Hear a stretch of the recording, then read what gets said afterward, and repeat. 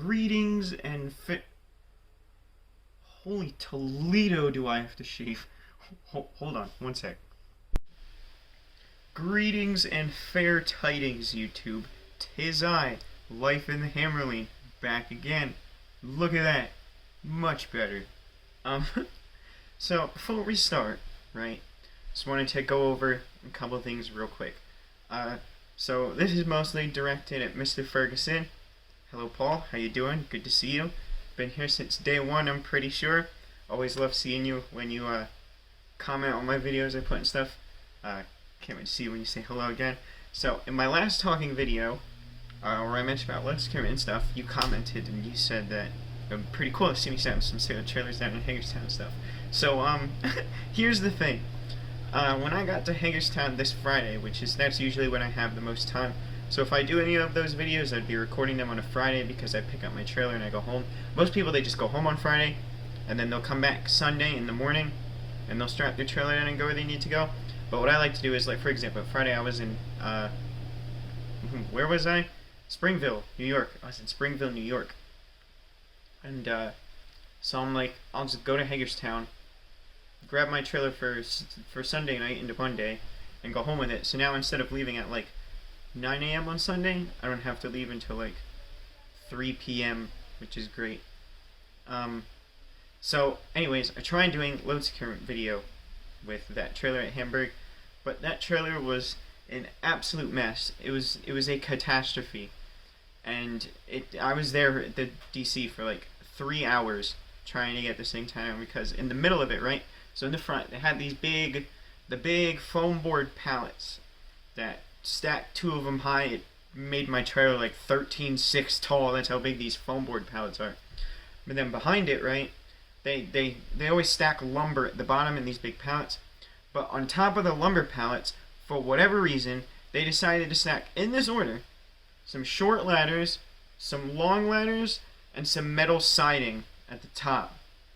So, like, I've got to find a way that I can throw straps and get them in spots where when I winch them down, it's not going to pull the tarp on either side and bend those metal sidings like you're folding a piece of paper, hamburger style or something like that, which was, let's just say, there were a lot of cuss words thrown around. Yeah, I was not happy with that, how they decided they wanted to go about that. They always put the metal siding on the top, but they could just put it at the bottom, since it's metal siding under these ladders, so that I could strap everything down good, and I don't gotta worry about bending the siding, because it's, like, on top of everything. It's probably gonna be bent anyway when I get there, but, like, my job's to get it there on the back of my trailer, not unbent.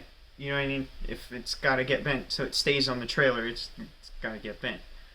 But I'll try again this Friday, and, I'll have, because you guys have been waiting. Yeah, I know, I forgot US 17 from Virginia, but it's rendering on my computer right now. I've got about 8 of these Heineken minis down the gullet, and I banged that out, and it's rendering right now, so that'll be uploaded sometime after this, probably. And I was already planning to do a video where I did a local area for my friends that watch my videos and stuff like that, or that know that I drive and stuff, because I have it, like, all over my Facebook.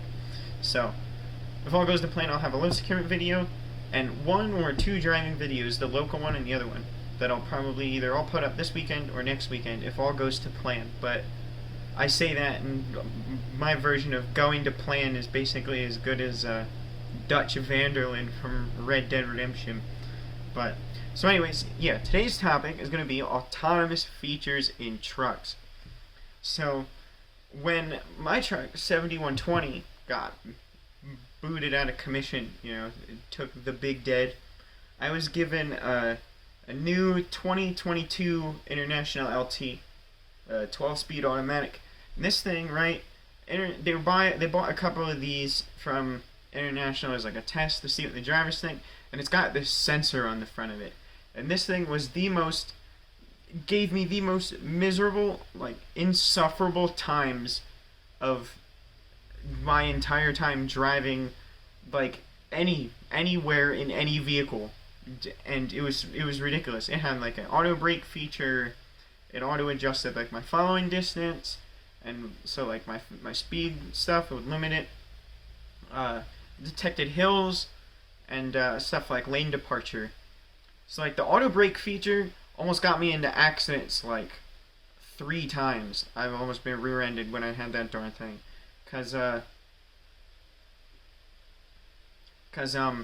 so you're driving, right, and someone gets off an exit ramp, or they go in a right turn lane that's not in your lane, it's kind of close to it, like a turn lane, and you're going straight, and there's a turn lane right next to you, where it'll think that someone that moves over into that lane is still in my lane, and it'll just mash the brake pedal. Like, I'm talking throw me up onto the steering wheel, mash the brake pedal. It was that crazy.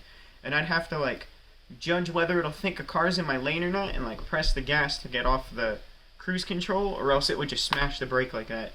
And once a truck almost rear-ended me. Once I was moving over to the passing lane, and it thought the car that I was going around was still in my lane, and it braked. Car almost ran into the back of me. And the third time I was on PA 611, and there was a right turn lane next to my lane, and did the same thing, bashed the brake pedal like that. Someone almost rear-ended me. And yes, that was horrible. It'll read speed limit signs, right? Which would be cool if it didn't read exit signs and think that they're the speed limit on the interstate, and then make this very, very annoying, asinine, high-pitched beeping sound every time, like every other time it saw one of those signs. The following distance speed limiting thing, right? It's great when you're just moving along, but there's no way to like deactivate it when you don't want to use it. So it's like, as long as you're in cruise control, like this thing's on, which would make it impossible to pass anyone, because we're speed limited to 65, right, on cruise, but 63 on the pedal. And if it detects, at least I think it did, because it was kind of strange that I wasn't getting up to 63. If it detects someone in that distance, it didn't look like it was letting me go above 61, which is even worse than that. And so let's paint a scenario for you, right? I can go 65 in cruise, I can go 63 on the pedal. Let's say someone's going 60 miles an hour, right? So I go up, it's going to slow me down to 60. I take off cruise control, I can only get up anywhere between 61 and 63, right? So I can't really like build up momentum to pass someone when I'm loaded. So you wait until, because remember this is northeast, so you've got a lot of traffic. So you're waiting until the hammer lane clears up so you can get over. So pop your blinker on, you move over. But the sensor sees the car in front of you. It don't matter if they're going 65, it don't matter if they're going 70, 75, 80 miles an hour. As long as they're within 5 seconds of the front of your truck, it will not hit the accelerator. Will not. It refuses. So you'll just slow down. So you got this person in front of you going 60, right? So you're doing 60. You move over, sees the car in front of you, it keeps slowing down. At this time, you're down to like 58, 57. And then it finally decides to hit the gas and start going again. Now you're loaded. You've lost all that momentum, and you've got to build it all back up again because you're slowing down. Now the next guy that comes up behind you, he's PO'd because now you've just moved out like you're going to pass someone, and you're just dropping back and slowing down. So he goes over into the right lane, and he chicanes around you. The truck picks up him when he comes around in front of you and slows down again.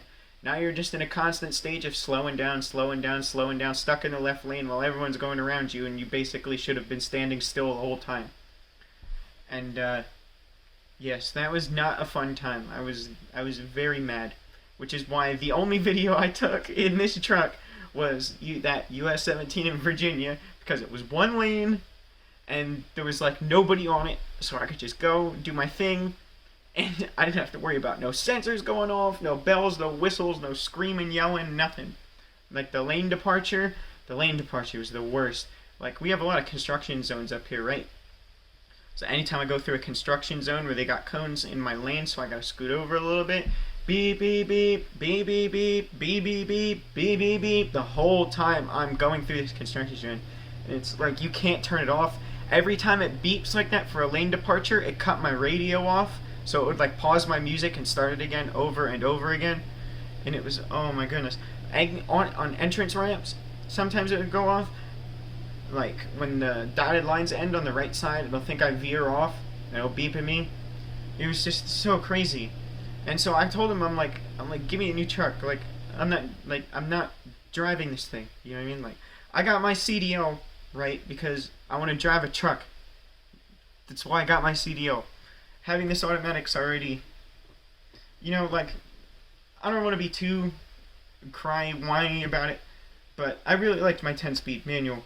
And now that I got this automatic, it just doesn't feel the same. It's not terrible, but it just doesn't feel the same to me. And so I'm like, anyways, I'm like, give me a new truck because this sensor is going to kill me. Either kill me or I'm going to drive it down 76 through Philadelphia and I'm just going to kick it off in the Schuylkill River and call it a day, drive home, and that's it.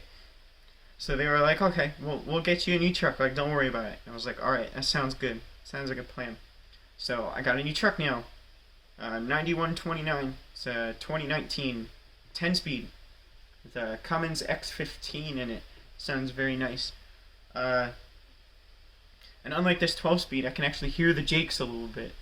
In the 12-speed, the loudest part of the jakes was just them, just the turbo winding up. Yeah. So there's my talk. What do you guys think about this, like, these autonomous features coming into these trucks? Because I don't like them.